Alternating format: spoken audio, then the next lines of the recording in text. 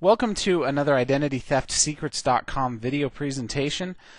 I get emails from this website called TrustOn, and you can go check it out yourself. But I pay attention to it because there's some good information coming out in here. And the gentleman writing for TrustOn says here, the Social Security Administration issued a press release warning about an email scam. And he says, while this is certainly serious, what struck me was their apparent cluelessness about phishing scams. The quote, he says, from the SSA commissioner is quaint. I am outraged that someone would target an unsuspecting public in this manner. I have asked the Inspector General to use all the resources at his command to find and prosecute whoever is perpetuating this fraud. Now, the gentleman writing this article says, I don't want to seem flip, but she's reacting as if this is the first phishing scam the world has ever seen. Well, let me show you what happened here, and yeah, I'm kind of in agreement here that this seems a little careless on the part of the Social Security Administration. This is the actual press release on the Social Security Administration's website. You can see here on socialsecurity.gov, and this is the press release from November 7th of this year. And you can download it as a PDF if you want to.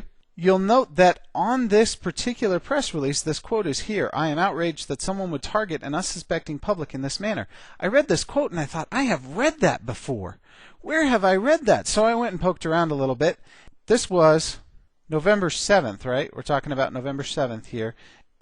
And the quote is, I am outraged that someone would target an unsuspecting public in this manner, right? That's the quote. Well, in my poking around, I found what I was looking for. Here's a press release from February 17th of 2006, so almost a year ago. And on February 17th of 2006, the Social Security Administration and Commissioner Barnhart was outraged that someone would target an unsuspecting public in this manner. Well, they've been outraged for almost a year now, which is good if, they're outraged about phishing. But if they've been directing all the resources at their command for over a year to find and prosecute these people, those resources have not been doing a very complete job. Would you agree with me? Phishing is a huge problem, and it's not something to take carelessly. Almost a year apart, and the same quote. It's just a press release that's been recycled. It seems almost as if the approach on the part of the Social Security Administration, and I'm probably going to ruffle some feathers here, I'm sure the Social Security Administration is doing good work.